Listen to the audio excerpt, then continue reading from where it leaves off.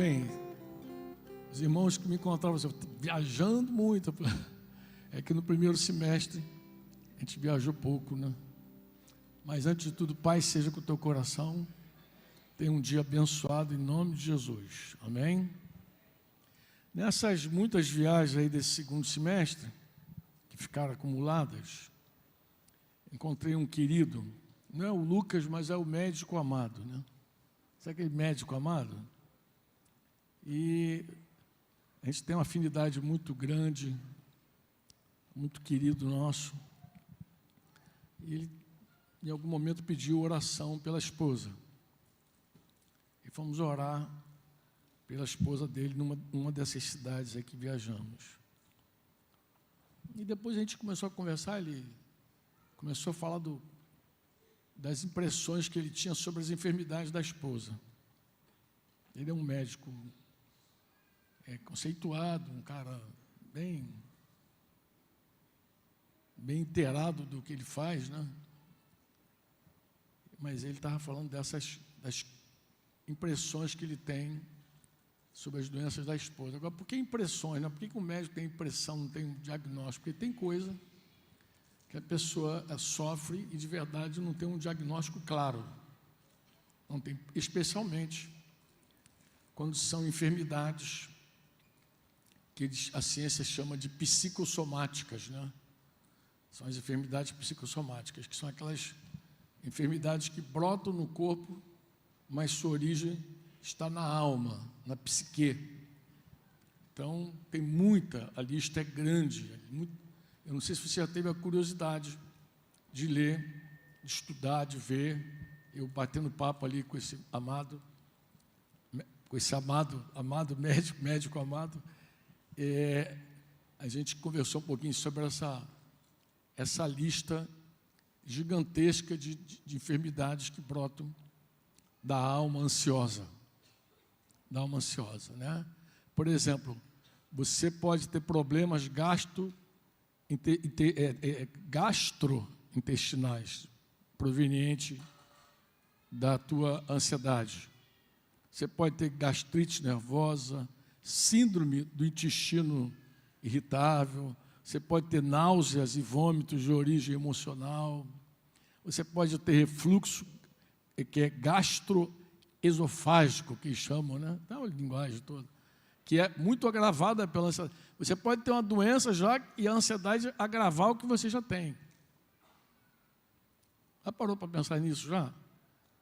E não abala só esse sistema, ele falou que no sistema cardiovascular também é abalado. A hipertensão emocional existe, né? Com aqueles picos de pressão que às vezes a pessoa não sabe a razão. Você tem ataque cardíaco, que é bem mais famosa, né? A pessoa, quando fica nervosa, ela tem palpitações, a dor no tórax, que não é uma angina comum, física, mas é uma angina emocional, que eles chamam. Os médicos chamam de angina emocional. O sistema respiratório também é afetado, com crise de asmas, né, que são desencadeadas pela ansiedade, não por nada, nenhum elemento estranho no ar, né, ácaro, nada. A ansiedade, ela desencadeia também uma crise de asma, e vai por aí afora, falta de ar. E também o sistema que chama de músculo esquelético. Sabia disso? Que dá aquela tensão muscular crônica, os músculos ficam tensos, né? Aí você começa cefaleia emocional. E a lista, eu falei, meu Deus, como é que pode enxaqueca, bruxismo, aí vai para a pele, urticária, dermatite, queda de cabelo, aí você vai para a urologia, né? Aí você vai ver que bexiga hiperativa por ansiedade, gente que vai demais no banheiro, mas é só ansiedade, nada mais que isso. Urgência urinária, dor crônica em geral, fibromialgia. A fibromialgia, eu lembro que há muitos anos eu estava orando. Na verdade, me chamam para orar para uma moça e tinha um médico, um outro irmão, um outro médico comigo, curiosamente, eu era médico, e os dois são cirurgiões, um é cirurgião proctologista, e esse falou, perguntou para a menina, eu lembro que perguntou para ela, você teve algum problema, assim, uma tensão muito grande e tal, pá. Aí ela falou que teve um problema no trabalho, muito grave, muito grave, e eu depois perguntei a ele, por que tu fez essa pergunta? Ele falou, não, porque a ciência entende que a fibromialgia ela é causada por um grande transtorno na vida. Em geral, a perda de alguém, o conflito, o divórcio, sei lá o quê, coisas que vão... Aí eu falei, interessante, rapaz. Então, como a ansiedade ela é capaz de produzir tanta coisa. Mas eu lembrei de uma conversa que eu tive com esse médico numa outra viagem lá no Nordeste. Então, eu estava sentado numa rodinha. Eu queria que... Vou contar essa história de novo para ver se entra no teu coração como entrou no meu. Estava numa rodinha, assim, conversando. Eu lembro que tinha um psiquiatra ali, eu acho que tinha alguém da área de psicologia também. Estava na rodinha, aproveitei que estavam os cabeças todos lá e comecei um assunto. Falei, eu queria falar sobre um distúrbio com vocês, né? O sono, ele possui muitos distúrbios, mas eu quero citar um, que é bem conhecido de todos nós, insônia. Aí peguei a insônia como um distúrbio do sono e comecei a conjecturar com eles o que poderia ser a causa. Falei, vamos dizer aqui que nós descobrimos que o problema da nossa insônia é cafeína. No meu caso, por exemplo, se eu tomar café com cafeína, porque agora tem descafeinado, né? Depois das 18 horas, meu sono vai ser prejudicado. Quando der assim lá, 11h30, meia-noite, eu estou com o olhão ainda assim, ó, arregalado. E mesmo que eu vá para a cama, eu sigo com o olho antenado. Descobri que era o café. O que a gente faz quando a gente descobre que a cafeína provoca insônia? Imediatamente, todos unanimemente falaram, corta o café, pô. Corta o café. Eu falei, que joia, corta o café. Aí fui para o segundo tema. Falei, se eu descubro que o meu distúrbio ele é provocado por aquela galera que gosta de jantar às 23 horas, tipo Lei, André, aqueles vizinhos de Lei ali, que gosta de jantar, que fica mandando foto de janta às 11h30 da noite para mim. Isso não me pertence mais, irmão.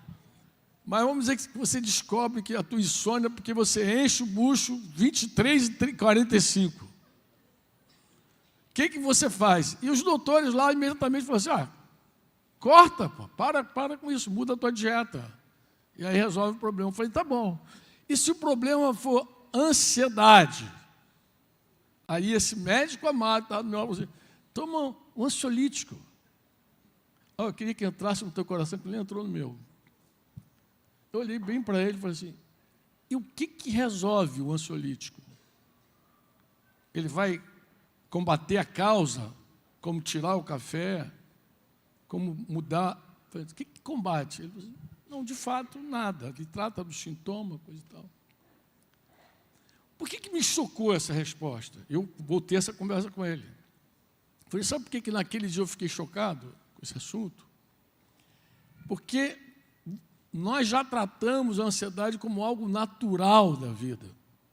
Eu sou ansioso e pronto. A gente não encara a ansiedade como Jesus encara. A gente não encara a ansiedade como Paulo encara, como Pedro encara. Não encara. Para nós, a ansiedade é parte da nossa vida. A gente aceita essa enfermidade toda da vida, porque a ansiedade é bem-vinda. Ela é parte da gente. Não, eu sou ansioso e aceita aquilo naturalmente. Como se a ansiedade... Foi isso que me indignou. Eu falei com ele. Aí ele mesmo se assustou. Eu falei, a tua resposta... Você é um médico, você é um... Vou falar a especialidade dele, senão vou fazer igual o Cláudio, que vou entregar o cara. Eu sei que Cláudio entregou a semana passada. Estou por dentro, estava viajando, mas estou antenado. E aí eu falei, cara, o que me deixou assim muito conflitado foi como que nós aceitamos algo que Jesus diz para não aceitar. Como é que isso faz parte da nossa vida? Como é que a gente aceita essa doença toda na vida? Aceita como se fosse uma coisa normal. Isso me deixou passado. Eu vim para casa pensando, falei, meu Deus, algo tem que acontecer na vida da igreja, parece que a gente não quer sair do deserto, como a irmã me falou ainda há pouco. Parece que a gente quer viver no deserto, pô. A gente aceita esse tipo de coisa como uma coisa natural. Daqui a pouco a gente mora no deserto, faz a cabaninha e fica lá. E a Bíblia diz que só os rebeldes habitam em terra estéril. Nós não fomos feitos para o deserto, irmão. Mas tem gente que convive muito bem com tudo isso. Mas esse problema emocional, ele tem suas raízes na alma, mas é na alma, mas é também no espírito. Eu vou tentar explicar isso para você. Porque a ansiedade, irmãos, ela não nasce apenas das circunstâncias externas. Eu estou com problema financeiro. Não. Ela se alimenta, irmãos, de conflitos internos. É assim que brota. A ansiedade, em geral, ela se baseia em inseguranças profundas. Você é inseguro. Tu vê uma pessoa muito segura, meu Deus, como essa pessoa ela é ansiosa, né? Como a pessoa é ansiosa. Eu fiz aqui uns paralelos, né? Eu queria apresentar duas visões para você da ansiedade. Primeiro, uma visão, literalmente, uma visão da psicologia. Que talvez, eu estou falando da psicologia, eu nem sei se todo psicólogo consegue enxergar isso. Mas, em geral, se você senta com alguém ansioso, essa pessoa tem medo do futuro. O que me aguarda? O que vem por aí? O que será? O que será? Quando não tem medo do futuro, tem medo de perder. É o medo da perda. Meu Deus. Meu Deus. Porque sempre pensa negativo, tem gente que pensa muito negativo, muito pessimista, não se arrependeu do pessimismo ainda, e tudo com ela é mais difícil, é uma tragédia. Ela tem medo de perder, né? Ela, muitas vezes, tem uma culpa não resolvida também.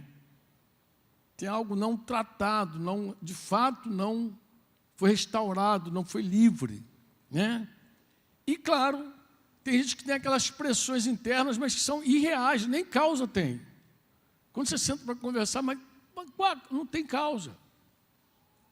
Às vezes, a pessoa tem que ficar dizendo para ela mesma, não, está tudo bem, não está tudo bem. Eu me recordo que um dia eu acordei, Denise pediu oração, e ela diz assim, não, mas eu estava falando para mim mesma, está tudo bem, está tudo bem, está tudo bem. Eu falei, meu amor, a nossa paz não depende de estar tudo bem.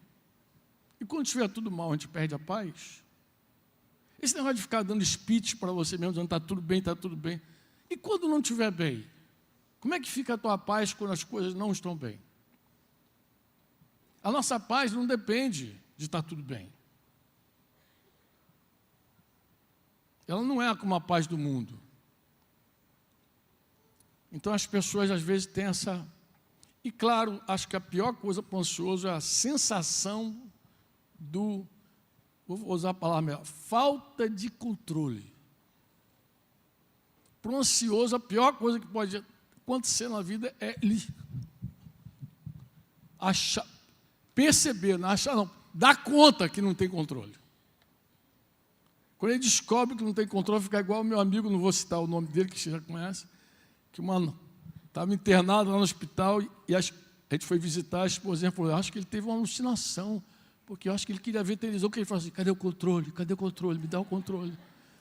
E eu falei, não, amado, não tem alucinação não, esse é teu marido, ele gosta de controlar mesmo, tudo. Né? Aquele marido controlador, quem conhece sabe como é a fera, né? Mas tem uma visão espiritual também, amado. Você pode ficar com essa coisa da psicologia, mas existe um fundo. Qual é o fundo, Franco? Em primeiro lugar, quando a gente tem esses comportamentos, nós estamos afirmando que nós confiamos mais na nossa própria força do que na graça de Deus.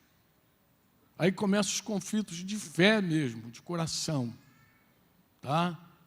Nós tentamos controlar o que Deus não colocou na nossa mão para controlar. E a gente quer pegar até o que pertence a Ele. O que só cabe a Ele. O que só Ele pode fazer. Isso é de fundo espiritual, tá, amado? Isso não tem nada a ver com psicologia, isso é a nossa relação com Deus.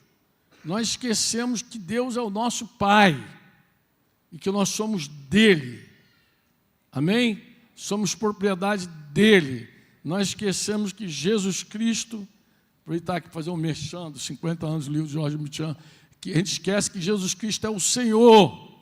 E Senhor não é só para dar ordem, não. O Senhor é nosso dono, é nosso amo.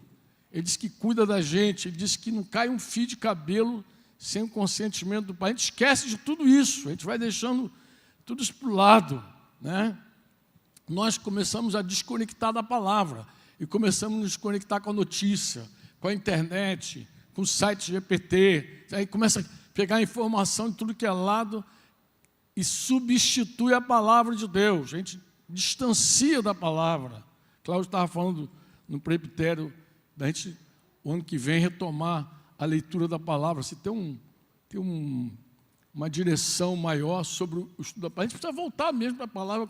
A gente não pode abandonar a palavra. Deus fala conosco. A nossa fé depende de ouvir Deus, amado, da palavra do Senhor.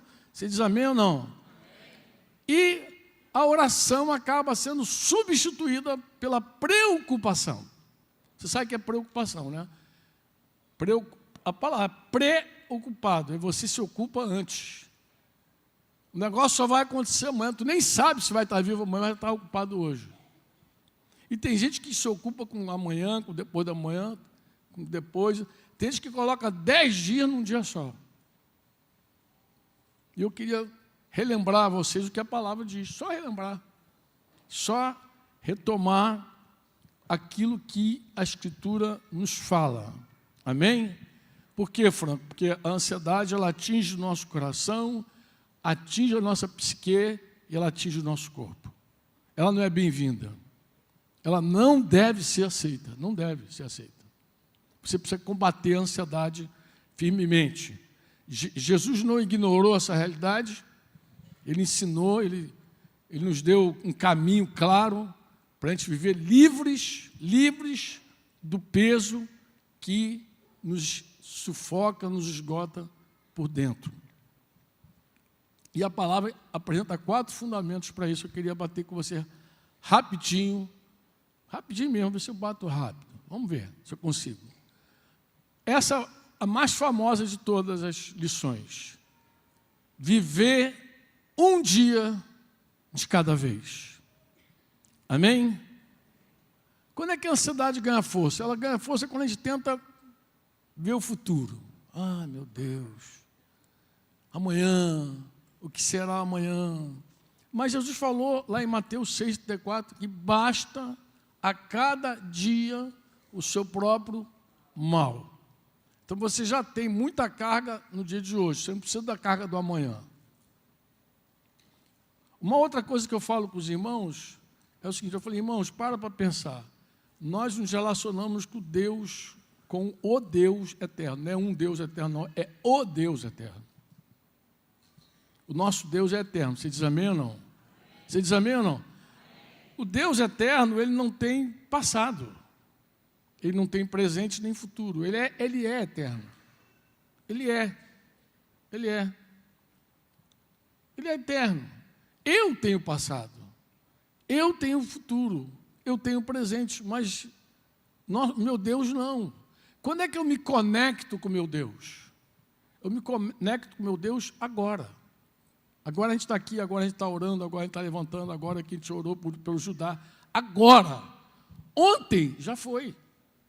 Ontem morreu. Então, quem vive na nostalgia do passado, aqueles dias eram maravilhosos, aqueles dias eram lindos, você fica preso aí no passado, você não tem conexão com a eternidade. E quem se projeta para o amanhã, que nem chegou ainda, também não tem conexão com a tua eternidade. A tua conexão com a eternidade é agora. É aqui agora. É já. Você já percebeu que uma pessoa depressiva, ela parece que não quer dormir, mas também quando dorme não quer acordar, não quer sair, a escuridão, o medo, não é uma coisa assim? Não tem, é um absurdo, porque por mais ansioso que esteja, uma das coisas que uma pessoa depressiva perde, angustiada, é a expectativa do amanhã. É terrível. Você acorda e você não tem sonhos, embora até os velhos sonharão sonhos. Nem os velhos estão livres de sonhar, porque o Espírito do Senhor nos faz sonhar, mas uma coisa que te rouba completamente, quando você está angustiado, é a tua visão do amanhã. Muito triste isso, muito triste. E a ansiedade, ela promove tudo isso. Jesus falou para a gente viver um dia de cada vez, porque o nosso Deus é eterno. Você diz amém ou não? Ele não está limitado ao nosso tempo. Você fala com Ele, quando? Agora. Quando é que a gente fala com Deus? Agora, já. Não fica que nem Faraó, volte amanhã. Não faz isso não, é já. Falar com Ele hoje. Por quê? Porque o nosso amanhã está chegando. Ele não existe ainda. Ele não existe. Você confia teu amanhã a Deus porque Ele não existe. Quantos podem dizer amém? A segunda lição é uma lição que Pedro escreve lá em 1 Pedro, capítulo 5, versículo 7. Ele diz que a gente tem que lançar sobre Ele, sobre Deus, toda a nossa ansiedade. Deixa eu dizer uma coisa para você. Quem luta com ansiedade, quem luta contra a ansiedade, sabe exatamente o que eu vou dizer. Uma coisa que a ansiedade não quer é lançar nada. Ela quer controlar tudo. Fala para o ansioso assim, lança o quê? Ela quer agarrar tudo. Ansioso não abre mão do controle. E Pedro está falando, lança sobre ele. Lança sobre ele a tua ansiedade. Abre mão desse controle. Perdeu o playboy. Perdeu. Solta esse negócio. Solta. Solta esse troço que está te oprimindo. Solta. Deixa com Deus. Agora fala isso para uma pessoa ansiosa. Ela quer o controle. Ela quer, ela acredita que tem. E fica ali querendo controlar as coisas. Só que você não controla. Pô. Simplesmente isso. Você não controla. Pedro está dizendo, lança a tua ansiedade. Ele nem está falando, lança o controle. Sabe por quê? Porque controle você não tem. Você está ansioso por ter o controle. Mas a ansiedade tu pode lançar sobre ele.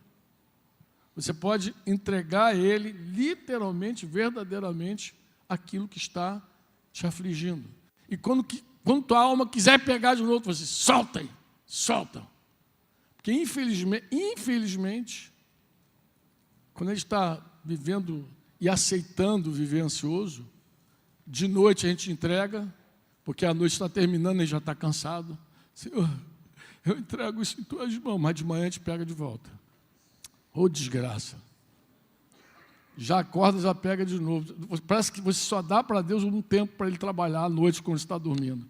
Ele trabalha por aqueles que Ele espera. Deus opera, Deus produz enquanto a gente dorme. Está escrito. Ah, meu Pai. Lança sobre Ele a ansiedade. Você diz amém ou não? Por quê, Franco? Porque a ansiedade, ela cresce, ela desenvolve à medida que a gente quer controlar. A gente quer controlar aquilo que não está ao nosso alcance. Esse é o drama, tá? Esse é o drama da vida. Lançar sobre Deus é você dizer, Senhor, Tu é suficiente para cuidar disso. Eu não sei cuidar. É uma renúncia. É uma rendição, amados. Lançar sobre Deus é dizer, Senhor, está em tuas mãos, porque tuas mãos são as melhores mãos para cuidar. Eu lembro da mãe de Sérgio Torres, Luci Torres, vó de Carol, que tinha um problema no coração grave. E aí eu lembro que o Marquinhos, que levou tua mãe uma vez, eu falei, como é que é? Ela é muito engraçada. Eu falei, Lucia é divertidíssima. E o que o médico falou? Falou que teu caso é tão grave, teu caso é tão grave. O médico falou uma vez para ela, teu coração está nas mãos de Deus. E ela ficou feliz. Ela ficou alegre quando ele perguntou como é que foi a consulta. Ela, foi maravilhosa a consulta. Por que não? Porque o médico falou que meu coração está nas mãos de Deus. Tem mão melhor do que a mão de Deus?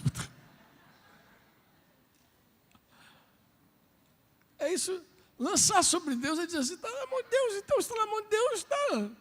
São as melhores mãos. Você diz amém ou não? Eu vou dizer algo, não é frase, parece frase de coach, de Facebook, sei lá, essa mídia, mas a cura, ela começa, irmãos, quando nós reconhecemos que nós não conseguimos levar nada sozinhos. O passo para a cura é um reconhecimento. De você dizer assim, eu não posso tocar isso só. Terceira chave. Falei da primeira, um dia de cada vez. A segunda, lançar sobre Deus. A terceira chave, Paulo vai dar para a gente lá em Filipenses 4, 6 e 7. Quando ele diz, não andeis ansiosos de coisa alguma. Você lembra disso? Mas ele fala, em tudo o quê? O que a gente precisa fazer? O quê? A gente tem que orar, a gente tem que suplicar e a gente tem que agradecer. A gente tem que orar a Deus, falar com Ele, não, porque você não vai nem lançar sobre Ele sem orar, você vai fazer isso com oração. Orar, você vai suplicar, mas você também vai agradecer pelo que Deus já tem feito na tua vida. Você fala assim, Franco, por que é tão difícil eu me render a Deus assim, entregar e confiar? Vou te explicar por que é tão difícil. É assim, quando nós nos convertemos, nós acolhemos com a fé, vou usar a expressão melhor, boa fé, tudo que Jesus fez por nós. Tudo que Jesus conquistou na cruz, a gente já cantava. Tudo que Jesus conquistou na cruz. Olha como é que a gente sabe cantar. É nós, vem Senhor, todas as coisas. Bênçãos. Fala o que a gente quer? Aí pega a bênção. Recebe a visão. Toda a vida. Amado, tudo que Jesus fez a gente quer por nós. Mas quando Jesus começa a fazer em nós, a gente não quer. Aqui é que está o nó. O nó é o seguinte, o que Ele fez por mim, eu quero. Mas quando Ele começou uma obra em nós, é em nós. Mas em nós, assim, o Espírito Santo veio, se derramou em nossos corações, Romanos 5,5, e Ele começou uma obra em nós. Aqui começa uma luta do Espírito contra a carne, vocês lembram lá de Gálatas 5,17. Para que a gente não faça o que a gente quer. E aqui começa o problema. Eu recebo tudo que Ele fez por nós, por mim, mas quando é a obra em mim,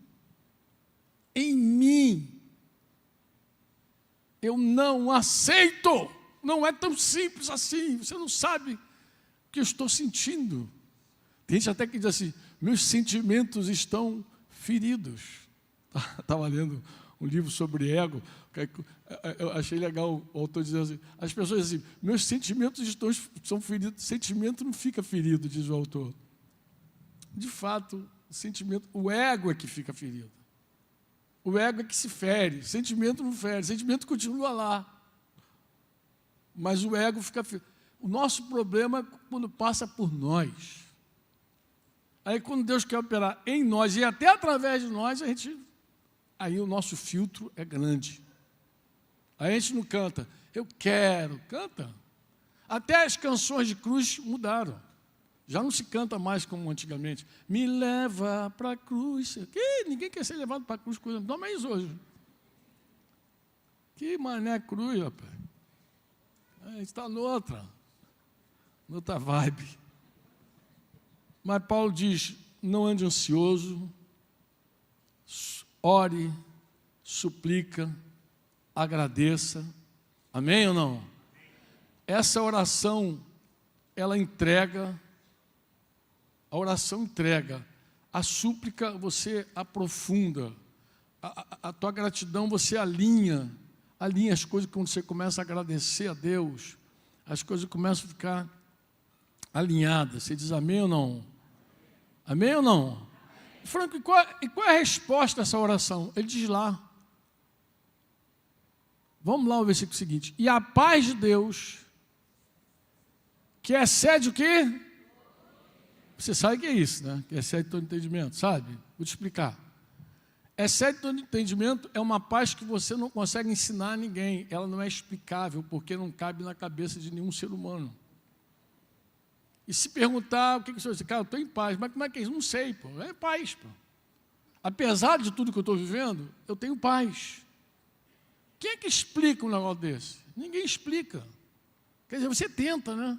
Mas isso não cabe na razão humana. Ela excede todo entendimento. Por que a ansiedade é guerra e a paz de Deus vem contra essa guerra? Porque é isso que Paulo está dizendo. Quando ele diz, ó, não ande ansioso, suplica, ora, suplica, agradece. A paz de Deus, ela vai fazer duas coisas, bota lá. Ela vai guardar a tua mente, o teu coração em Cristo. Coração e mente. Ele está falando, teu espírito está guardado com a paz e a tua mente está guardada com a paz. O meu espírito guardado pode impedir as vozes espirituais de falarem. Lembra lá de Pedro com Ananias e Safira? Depois, Ananias, quem encheu? Quem encheu não? Ele falou, como Satanás encheu o teu coração lá em Atos 5. Como Satanás encheu o teu coração? Eu vou falar como é que encheu. Ele ficou ansioso, sem paz no coração. Aí o diabo encheu o coração dele com uma ideia que ele achou joia. Foi assim que o coração dele encheu. A paz, guarda teu coração, guarda a tua mente, guarda a mente também, porque tem um monte de gente que fala bobeira, besteira. A Denise estava contando esses dias para mim, que ela viu aí uma menina chorando em algum lugar, alguma missa dessa aí. E por que ela estava chorando? Porque parece que uma médica se aproximou dela e começou a falar um monte de bobagem. Começou a profetizar derrota na vida dela, só coisa ruim, só desgraça, né, Denise? Tu não vai ver teus netos, a médica falou para ela. Essa doença que você tem, isso, irmã, tudo papo de irmã, tudo numa reunião gospel de mulher. E aí a irmãzinha chegou lá e falou assim, profetizou, pô. Você não vai ver teus netos. Quem fala um negócio desse, meu Deus do céu? Quem fala isso nem conhece o Senhor, conhece a ciência, o Senhor não, pô. O Senhor diz que o justo plantado na casa do Senhor, diz que, não, vamos melhorar, como a palmeira florescerá o justo. O justo vai florescer como a palmeira. Ele vai lançar suas raízes como o cedro do Líbano. E na sua velhice dará fruto. Na sua velhice dará fruto. Então, você nem sabe como Deus age na vida das pessoas. O João Batista estava naquela ilha lá de Patmos, lá no mar Egeu, velho, exilado, parecia o fim da vida. Mas foi ali que Deus deu o Apocalipse para ele. Quando tu pensa assim, acabou tudo, não tem mais nada, o que é minha vida? Minha vida não serve para nada. Você está por fora. Você não sabe que Deus agindo, ninguém pode impedir nada. Está por fora, velhinho já, exilado. Diz lá o texto que já tentaram matar João Batista lá. Não, desculpa, João apóstolo. Não é o Batista não. Mas tentou matar João, aí é a história que fala, né? Acho que aquele historiador, não foi... Tem um historiador do primeiro século aqui, que eu me esqueci o nome. Não, Flávio Josefo não. Esse não chega a falar da igreja. Mas um outro posterior a ele, Cesareia, alguma coisa assim, ele fala comenta que João tinha tentado matar ele, fritar ele no azeite. Diz que eles tentaram matar o cara, não conseguiram matar o cara, e em suma, exilaram ele. Velho, exilado, e com gente no encalço dele. Alguém pergunta, o que esse cara ainda tem para viver? Ele só tem para viver o seguinte, eu vou mostrar. Ele vai dizer, eu me vi no dia do Senhor. E aí começa a escrever Apocalipse. Só para você ter noção de quem é o Senhor. E depois os historiadores também vão dizer que ele saiu de lá, voltou para Éfeso e morreu de velho. João morreu de velho. Não morreu como os outros apóstolos. Porque nós não sabemos nada. Sabe o que é nada? Nada. Quem sabe é o Senhor. Se o Senhor disser, vai viver, vai viver. Amém? Se o Senhor prepara as tuas coisas, arruma as tuas malas, Ele não vai te oprimir, não. Tu arruma as tuas malas, prepara e vai embora. Mas do contrário, você falar, vai viver, você vai viver e pronto. Vai viver o tempo que Deus tem para nós. Você diz amém ou não? Então, o que você está querendo dizer, Franco? Eu estou querendo dizer que a ansiedade você não vence. Eu não vou falar cura da ansiedade, não, porque não é uma doença. Ansiedade não é doença. Não, alguém fala cura para a ansiedade, não, vou falar a libertação da ansiedade, a vitória sobre a ansiedade. Amém? A vitória não está nas circunstâncias, mas está na tua comunhão com Deus. Por quê, Franco? Porque Jesus também falou claramente lá em Mateus 11, que acho que é a quarta chave, né? Ele fala lá em Mateus 11, 28, 29, ele falou, vinde a mim, venham a mim, todos vocês que estão cansados, sobrecarregados. Isso é um convite mesmo, amado. Pessoal, para quê? Para quê? Para que ele está chamando? Ele está dizendo, eu vou aliviar vocês. Vocês estão sobrecarregados? Eu vou te aliviar. E ele diz como? Como é que a gente faz? Vê o versículo seguinte. Você toma sobre a tua vida o jugo de Jesus. Você sabe que jugo é aquela canga que coloca sobre dois animais, né? Daí vem a palavra também cônjuge, o cônjuge, que é com o mesmo jugo, né? Com o mesmo jugo. Então, quando você é casado, você tem o mesmo jugo da tua esposa. Você tem o mesmo jugo. Jesus falou assim, você toma o meu jugo, ele é suave, toma meu fardo. O meu fardo, ele é leve. E você encontra o quê? Descanso para quê? Para essa alma cansada aí. Vou cantar para você. Alma cansada, não desespera. Não desespera. Espera em Deus. Espera. Aprende a viver um dia de cada vez. Deus tem tempo para tudo. Você diz amém ou não? Deus tem tempo e tem modo. Deus tem tempo e modo. Você não tem controle. Você não tem controle. Você diz amém ou não? Viva um dia de cada vez. Diga, viva um dia de cada vez. Não, você não tomou café. Diga, viva um dia de cada vez. Viva um dia de cada vez. Quando você vê alguém querendo viver 10, para. É um dia de cada vez. A gente se educa, a gente fala em casa, não é assim, Denise? A gente tem que falar um para o outro. É um dia de cada vez, meu amor. Um dia de cada vez. Amanhã está na mão do papai. Ele é que sabe, ele é eterno. Eu não sou, eu estou aqui agora. Estou igual aquele cara. Aqui, agora. Não tem mais nada. É aqui e agora. Não tem amanhã. Amanhã só Deus sabe como é que vai ser. É um dia de cada vez. Você diz amém ou não? Larga a mão do controle. Lança sobre Deus a ansiedade. Lança. Para de pensar que você vai controlar alguma coisa. Em nome de Deus, se arrepende desse troço. Se arrepende, a palavra é se arrepende. Você diz amém ou não? Outra coisa, ora, volta para o quarto, volta para a oração, ora, suplica, agradece, e você vai ver que a paz, que não cabe na cabeça de ninguém, vai guardar o teu coração e a tua mente em Cristo. Amém? Agora, eu deixei Mateus 11 para o final para dizer exatamente isso. Vai a Ele. Você não tem vitória fora dele. Ninguém tem.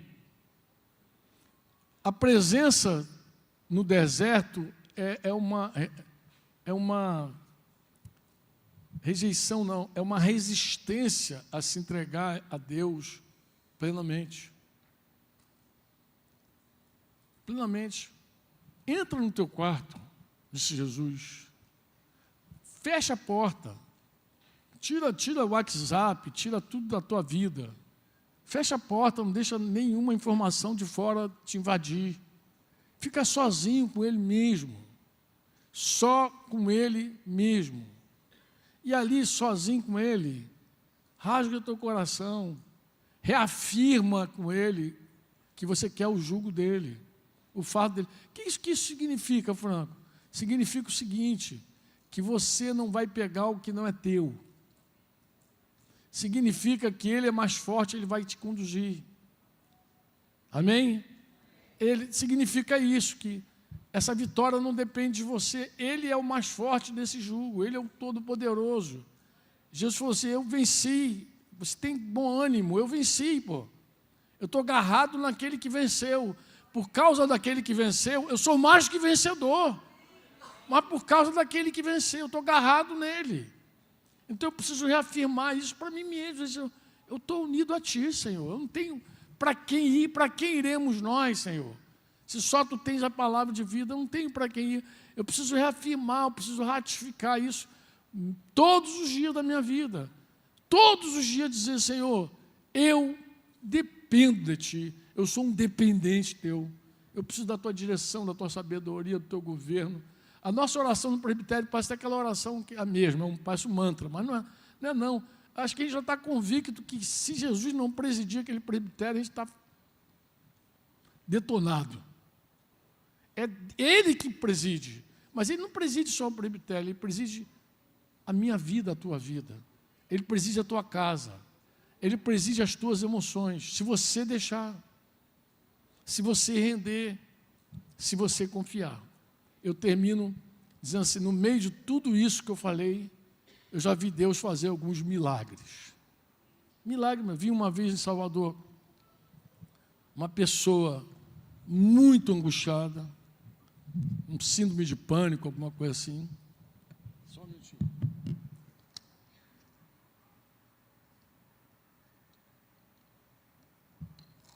Opa! Essa garrafinha é aquela garrafinha molinha, que tu agarra, ela amassa toda, rapaz, essa propaganda aqui. Dei um banho aqui, quase que eu me batizei. Eu fiquei muito feliz de, uma ocasião lá em Salvador, orar por uma senhora que estava profundamente angustiada. Muito provavelmente com pânico. E é tão maravilhoso tu ver que Deus, Ele responde às orações, como já foi dito aqui. A gente ora e Deus faz milagre. Sabe quebrar um jugo? Eu sei que é. Quando a pessoa está depressiva, quando ela está angustiada, quando ela está ansiosa, parece que não tem como sair daquele labirinto tão escuro e tão horrível que é, mas o Senhor, Ele faz milagres. Ele é poderoso para quebrar teu jugo agora. Estou falando em nome de Jesus, Ele é poderoso para fazer. E eu lembro que quando eu cheguei em casa, o esposo dela me chamou e falou assim, Franco, rapaz, eu estou maravilhado com Jesus. Ele estava maravilhado com Jesus, não era comigo não, graças a Deus. Eu falei, tu crê, cara? Eu tenho que crer, sou crente, né? Você crê que, rapaz, a minha esposa foi livre, cara. Foi livre, a gente, aquela oração ali. Rapaz, Deus tocou a cadeira da minha esposa e foi livre. E você sabe como isso acontece. Principalmente para quem está profundamente angustiado. Aquela cadeia quebra dentro de você. E agora, bem recente, lá em Pôr da Folha, nessa última viagem que a gente fez ao sertão, encontrei também a esposa de um pastor, lá perto, e ela falou, olha, a última vez que eu vim aqui, que eu ouvi a palavra e nós oramos, foi a última vez que eu tomei todos aqueles remédios que eu tomava. Tudo aquilo ali acabou da minha vida. Estou livre, em nome de Jesus. Porque ainda tem isso. As pessoas entram nesse buraco e perdem a sobriedade completamente. Como as perdem a sobriedade? Começa a tomar Rivotril e outros bagulho mais, começa a querer controlar suas emoções com drogas. E aí a sobriedade se vai. E quando a sobriedade se vai, a vigilância vai junto, né? 1 Pedro 5, lá Pedro fala, seja sóbrio e vigilante. Porque o diabo, o inimigo de vocês, ele está ao derredor como um leão, rugindo, procurando alguém para tragar. Então, para a desgraça ser maior, a ansiedade é vista como uma doença, não como algo para se vencer, como algo da tua natureza caída que tem que ser vencida. Você acaba olhando aquilo como toma um ansiolítico, aí começa a tomar um ansiolítico, porque um outro negócio, uma dose maior, e que a pessoa está escrava de uma droga, que não resolveu de fato o seu problema. Começa a ficar drogado, começa a ficar lerdo, começa a perder a sobriedade, o raciocínio. Você não é mais a mesma pessoa. Vai dormir à base de tum lá para dormir.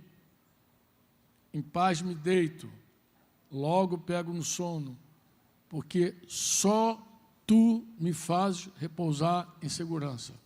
É só tu que faz. Repousar mesmo, de verdade, dormir em paz, é só Jesus que proporciona isso para você. A droga não vai te proporcionar isso, eu te falo. E o que eu estou querendo fazer hoje? Eu estou querendo orar por você. A gente está junto aqui como igreja. Eu creio que é uma oportunidade maravilhosa a gente orar.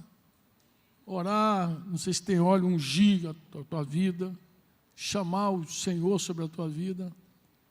Mas você também precisa se render às verdades da palavra. Não é suficiente a gente orar se você não se render à palavra. Você diz amém ou não? Você se renda à palavra. Quantos querem orar? Vamos ficar de pé em nome de Jesus.